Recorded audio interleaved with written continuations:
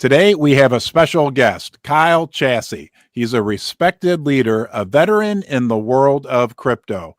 He runs a great YouTube channel, but he's done a lot more. Just to name a few things, he's the founder of MV Global, a VC fund with over $100 million under management. He's created groundbreaking projects like Paid Network and Commonwealth. He was also an early seed investor in Coinbase, Kraken, and Circle. And interestingly, he operated a resort in Thailand that operated completely on Bitcoin. There's actually a lot more, but I don't want to read it all to you. Kyle, welcome to Ron's Basement. Hey, Ron, thanks for having me. How you doing? I'm doing great. Now, you've been around crypto for a long time. For those of us that didn't watch our previous interview, when I talked with you, I learned so much. So I'm so excited to have you on here. You know, last time you introduced me to this concept of decentralization, and I want to talk about that a little bit more as we dive into this. But I wanted to ask you about community first, because you've been around Bitcoin from the early days, and I'm just curious. I think you and I both just got back from the Bitcoin conference. What's your thoughts on community and kind of how community has evolved in crypto over the last 12 or so years? Well, I think community is an interesting word, and it's taken a lot of different shapes and forms the way that people use it in our space. And I've been a big believer in community. That's why I created that. We called it Cryptopia in Thailand, the resort that I took over, and had a bunch of crypto entrepreneurs come. And but it's, you know, that idea is like truly trying to build a network of friends that almost feel like family, that you can actually relate to, bounce ideas off of, grow together. And I think that it's funny when like the whole meme coin space took off. You'd always hear people going on different shows and saying, "Oh, this new token that launched 5 days ago has the best community." It's like, no, they don't have a community. Actually, they just have a bunch of people who bought bags and are like now trying to use the word as a community. But like the second the price goes down, they all leave, and then so it needs to be built over time. And communities often have they'll have like a centralized kind of leader that people look up to, and or they can be more decentralized, where the people who kind of started the community maybe leave some sort of constitution, if you will, that kind of describes the ethos and values that one might subscribe to when choosing to join this community or not.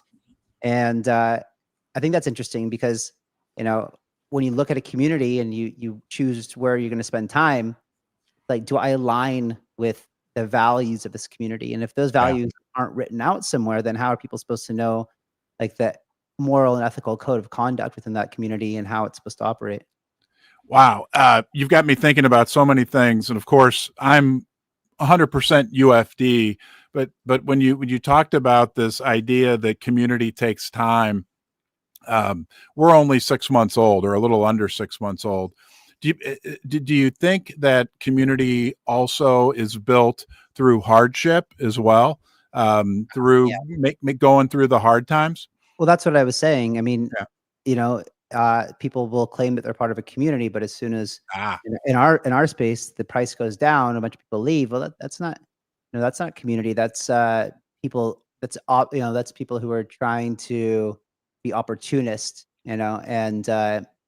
and give the false pretense that this is a safe community and the people are welcome and that we're all friends, when in reality the people who are there just short term and don't want to stick around long term, they were pretending to be part of a community so that they could use the new people they're bringing in, claiming it to be a community, as exit liquidity. Yeah. And interesting. And I also liked what you said about the fact that there has to be, and correct me if I'm wrong on this, but like a common bond, something beyond just trying to pump your bags, or make a quick buck, that there has to be like a core, maybe fundamental moral code, or a uniting theme that brings the community together. Is that a safe statement? I think so. I think it's always interesting when you find some sort of mission statement or a Yeah. manifesto, or like, what's the purpose? Why are we here? Right. You know? Right. So Yeah. could I'm sorry I interrupted you. In UFD, we talk about good attracts good.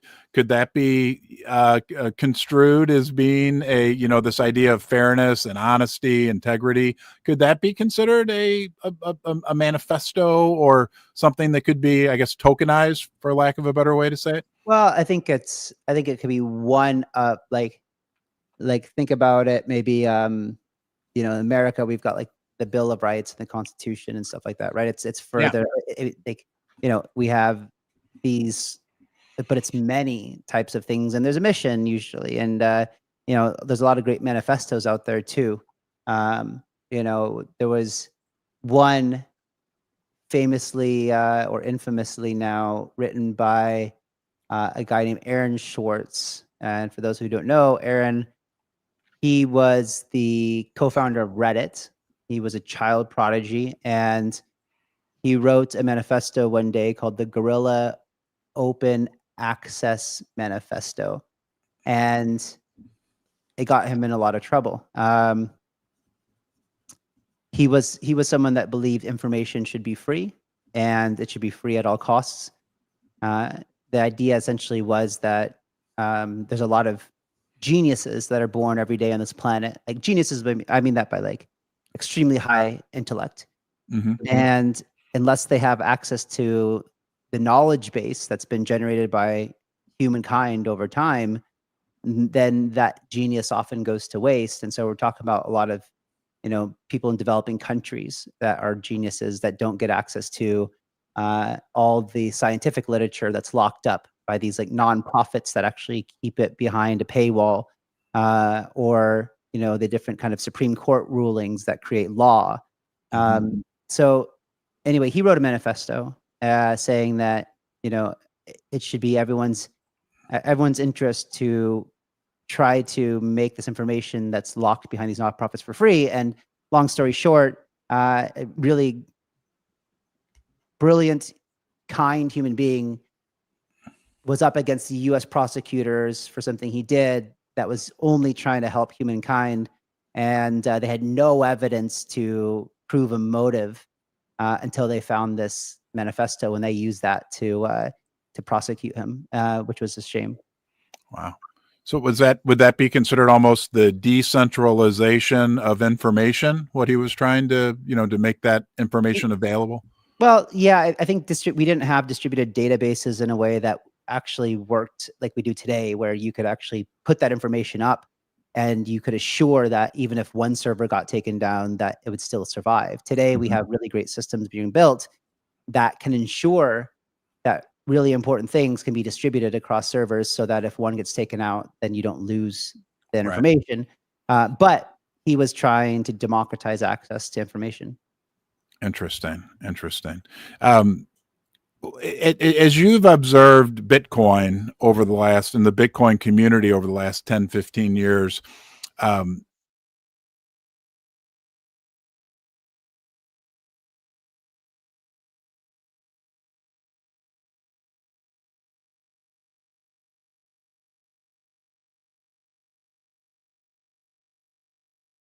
again, I for the very first time ever. So that's fully.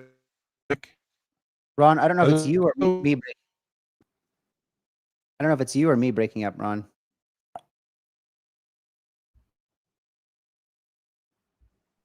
Kyle? Yeah. Sorry, I don't know if it was you or me breaking up, but I missed that last question. Yeah. Well, I was just curious. I went to the Bitcoin conference for my very first time.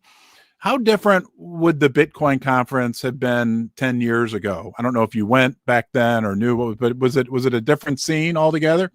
I did. I went. I was 10 years ago at Bitcoin conferences. They were the one particular one. I think probably one of the first ones I can remember was held at a library in London, and Roger Ver was like one of the only speakers there. And Roger, for those of you who don't know, Roger Ver was like the first Bitcoin evangelical evangelist. He was going out all over the world preaching Bitcoin and these kind of stuff. So so yeah, it was a half day, and there was maybe 60 people that showed up. Ledger was there, and Ledger had their prototype of the hardware wallets. It wasn't even in production yet, so it was just like this. It was like this. All the like it was basically like a USB drive without the casing, and this is like the model of what they were producing. And it was a lot different back then. I mean, the crypto conferences in general were a lot different before 2017. You know, before 2017, ICOs came, and then we started people showing up to crypto conferences in suits, and there was a lot of people had dollar signs in their eyes, like dollar signs, not Bitcoin signs, but dollar signs. They were trying to extract money from the ecosystem, and it happened, and we've been dealing with that ever since. So at those kind of conferences, you had a lot of people who were really interested in passionately building things and trying to use the technology for its intended purpose. And there wasn't really an idea of like getting rich at the time. You know, that idea hadn't even really come to the surface. No one, I think people were just more excited about the potential disruption that was coming from the technology. So it sounds like things were more, is pure an accurate way to describe it? Yeah, for Yeah. sure. For sure. I mean, it was just it was great energy, but also a lot of really great people, and you know, very, very interesting early adopters. No Formula One race cars in the exhibition hall or anything like that. Yeah. No, it was even, you know, I was even got really excited if I ever heard the word Bitcoin on like a radio station or saw it on the news. Maybe, you know, that happened maybe twice a month, maybe once a month, something like that. Yeah.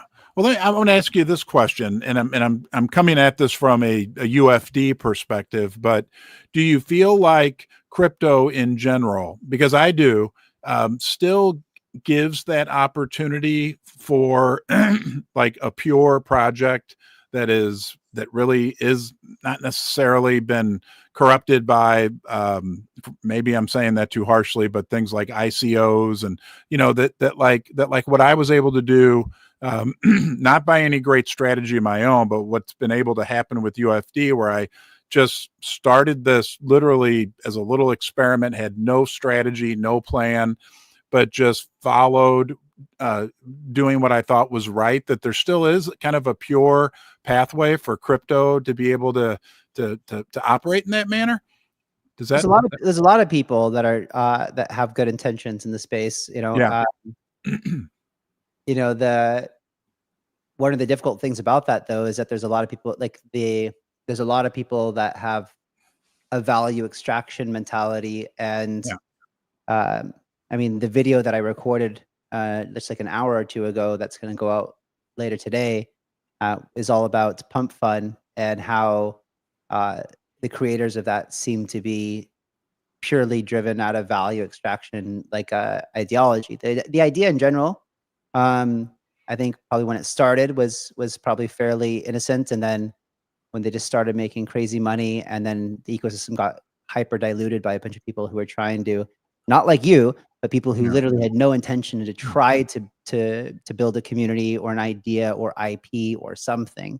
You know, it was just literally like, how high can I get this market cap for a short period of time, sell, and then move on to the next one.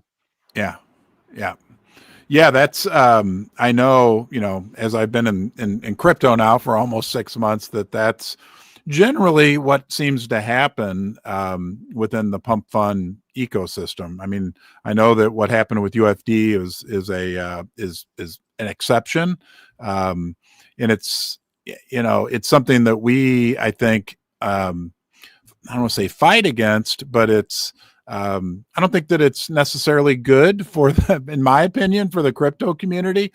I do feel like if there's a silver lining to it, from the good projects, and I agree with you, there are some other really, really great people out there that I've had the pleasure of meeting, but it makes us maybe stand out a little more when there's so many other, you know, projects out there that don't have such great intentions, like you said, in terms of building a community or something else in terms of utility or anything along those lines. Yeah, fully. I mean, imagine all of that money that was sucked out by people who were taking advantage of a situation from people who are looking to get rich quick, or trying to actually invest in something that their favorite influencer told them to buy or something. Imagine if we could redirect that money back into quality projects. Yeah. We wouldn't have this. We would probably be in a better place where we saw more interest in altcoins. Mm-hmm. Yeah, because I think some people get burnt and then leave and never come back. And you said something interesting earlier on that I want to touch on and get a little more info from you. And on behalf of myself, and we have almost 500 people joining us right now. Thank you, Kyle. I know your time is very valuable, and I really appreciate you sharing your insight and wisdom with us. You talked about when communities form, they're either, and correct me if I'm wrong here, they're either centralized where there's like an official leader, or they're more decentralized. Could you expound upon that a little bit more, if I remember your statement correctly? Yeah. Well, I mean, I guess, Satoshi always, he didn't want to be known, and he didn't want to be important. And he stuck around literally as long as he had to, until he felt like there were some other people who could kind of take over. And so Bitcoin, it essentially doesn't have, we know from the white paper kind of what the intention is. And so people use that as a guideline. We know that we don't ever want to have more than 21 million coins ever produced. We know how the blockchain is supposed to work. And then you have something like Vitalik, who, even though there was many co-founders of Ethereum, he's kind of the guy who everyone thinks of when they think of Ethereum.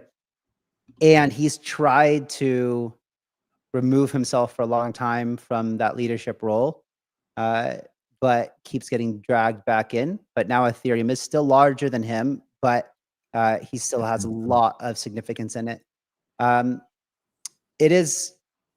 It's really hard to do. I think the proper path is probably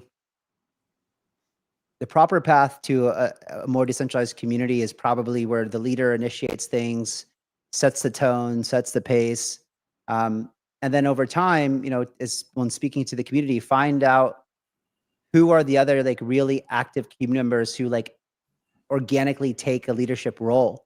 Yeah. And then, promote them within the communication groups, whether it's like Discord or Telegram, whatever, promote them into admin positions.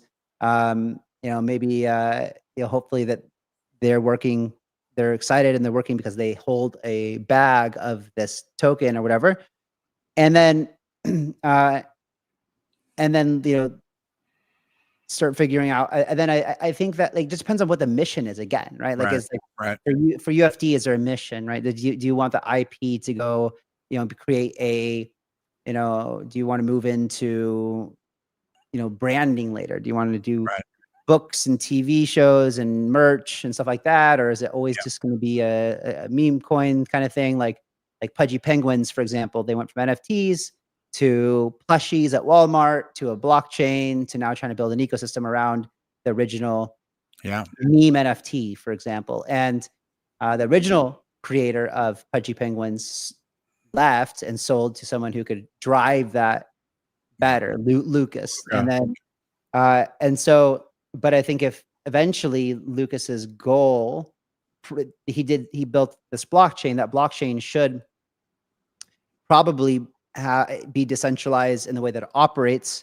Now, would it be successful, or will it be successful if he removes himself? Probably not, right? But does he also want to be responsible for the next 10 years to continue to drive it and be responsible? I think ideally, if one is able to figure out a game plan where they can remove themselves eventually, and that's like the essence of where we all like to get to in this space. I think Vitalik would love to, remove himself from Ethereum, for example, so he can move on with his life. I mean, he still contribute core code or something or whatever, maybe build something else. Right. I don't know. But yeah, so I'm not sure. I don't have an answer to that because it's still early days for our industry. It's yeah, right. One more community question. As you've observed communities grow over the years, different communities, Ethereum, Bitcoin, I'm sure a lot of communities, is a certain amount of infighting and friction a normal part of the evolution process for the communities? 100%. And that's why I think that that's why it's important to, if a project's goal is to decentralize, it should be done over time, and it should be done. So first, the leader needs to come in and set up that kind of constitution on how things operate and the vision. And that's why I think it's important to put something on the digital wall that says, Yeah. this is our objective, this is our mission, this is our goal, this is how we operate. We're nice to each other. We don't do this, we don't do that.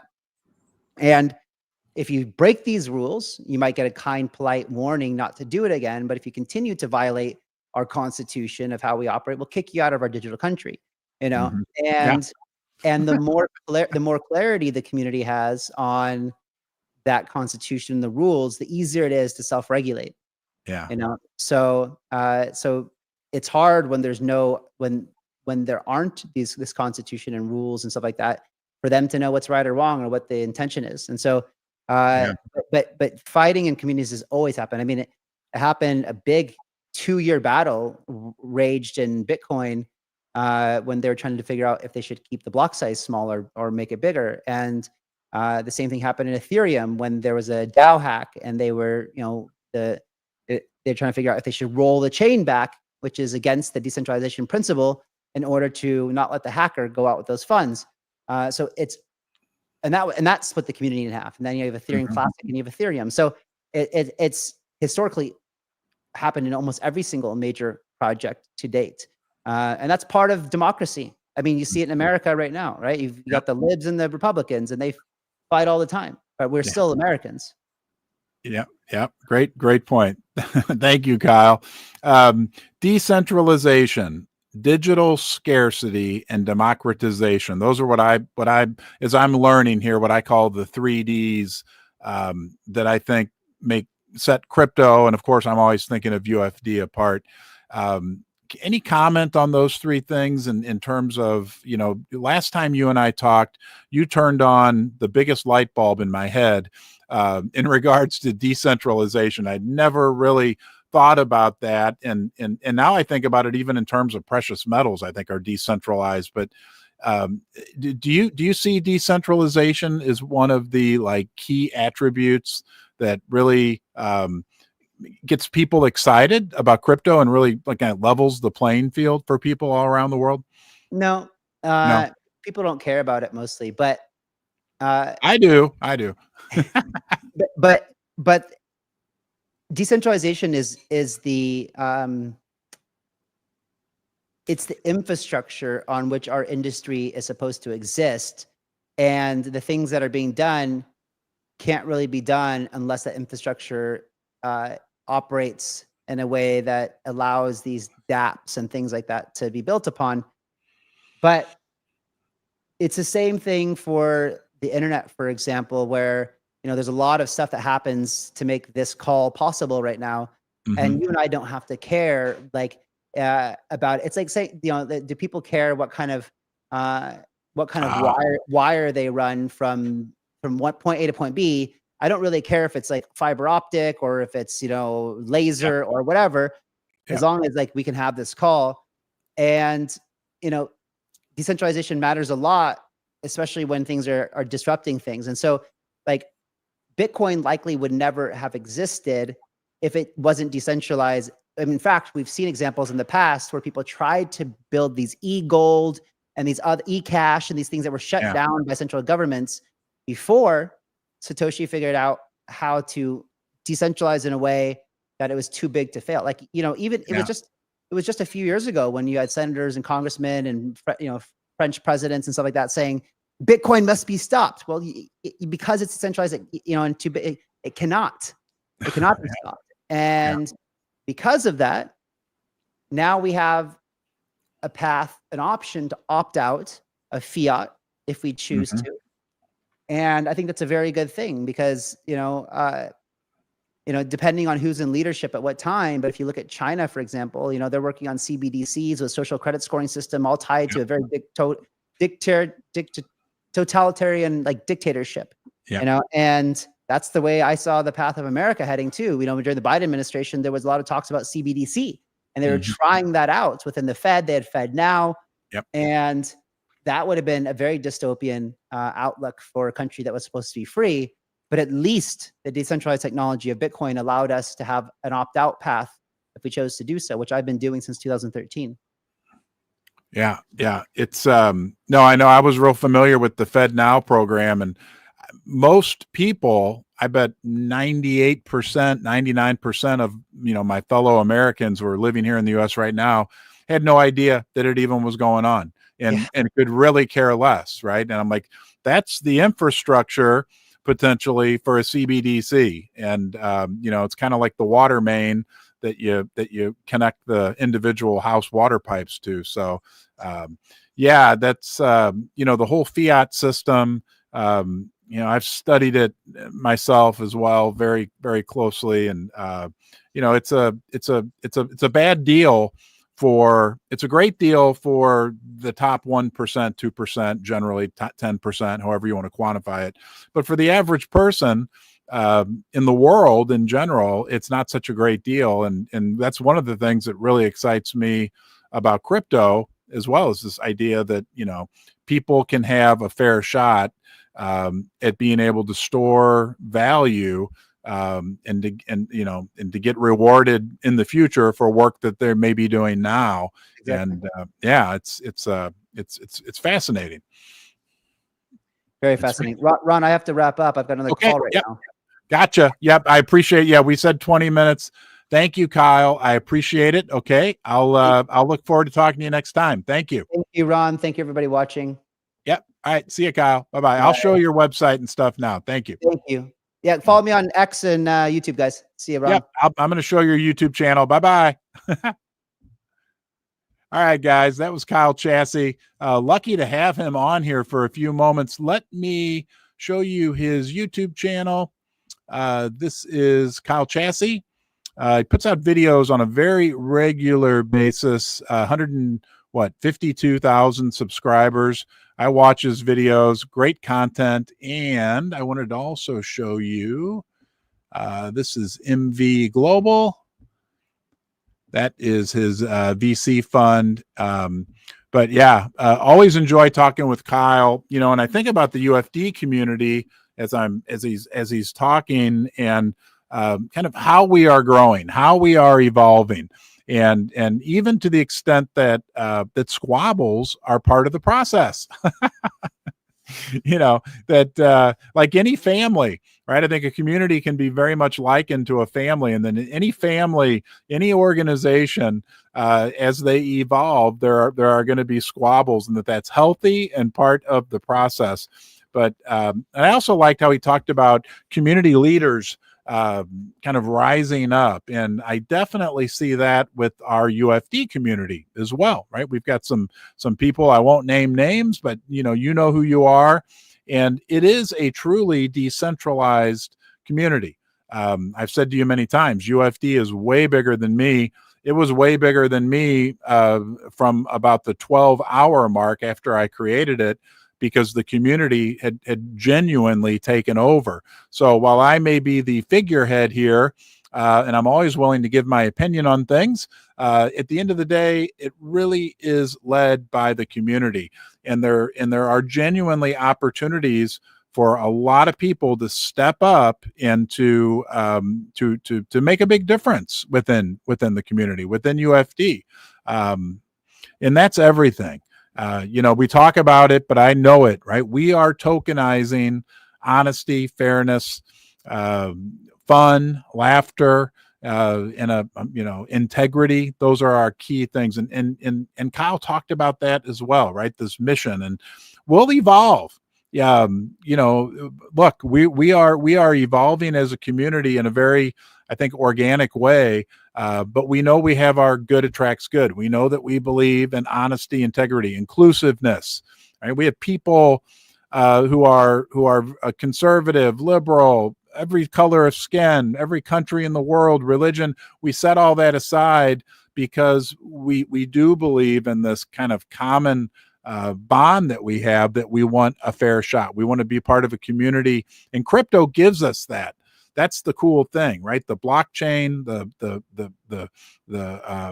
Solana blockchain, the transparency that's there. It's like this opportunity for us. The infrastructure is there for us to continue to evolve and to continue to grow the community. The other thing that he said that I hadn't really thought about, and maybe that's something that we can work on as a community, is like a set of rules as we move forward, right? Like certain things, certain behaviors may not be what most of us deem as acceptable. I'm not going to lay down the law. I think it's something that we as a community will have to come up with together. And I want to say this as well, like over the past 6 months, I do believe this community has done an unbelievable job of evolving, being self-policing, for lack of a better way to say it, and the like. So, hey guys, thank you for being here. Thanks to Kyle for joining us. Okay, he's a great guy. Got a lot of respect for him. You know, he was an early Bitcoin investor and early Bitcoin evangelist. Look, he talked about being at a Bitcoin conference at a library in London where there were 60 people there, and Ledger brought their like prototype a hardware wallet device. And look now, where did it go? I got it right here, right? Now we've got this, you know, look at these, the Ledger Flex device, and very grateful to have Ledger as a sponsor. Also very grateful to have MoonPay as a sponsor. So have a great day, everybody. Don't forget, this feels a little different for me because it's a different format than our normal live stream, but I won't forget one very important thing. Horns up, Dusters, right? Let's keep up the good work. Keep up everything that you're doing out there, because it is making a difference, right? Again, that the blockchain gave us this really pure opportunity. I had no idea what I was doing when I started this, knew nothing about crypto, but I did know right from wrong. And I know that you do too. And we continue to grow this community in such a robust, solid way that I know we've got great, great, great things ahead. So it's a big pleasure to have you in the basement. Don't forget, please, most important, be good to yourself, okay? We are good attracts good, but that starts with you. That starts with number one, because from there, right, you'll have a good, solid foundation that you'll be able to spread a lot of goodness to the other people in your life and around the world. Have a great day, guys. Let's keep it up, and let's go, go, go.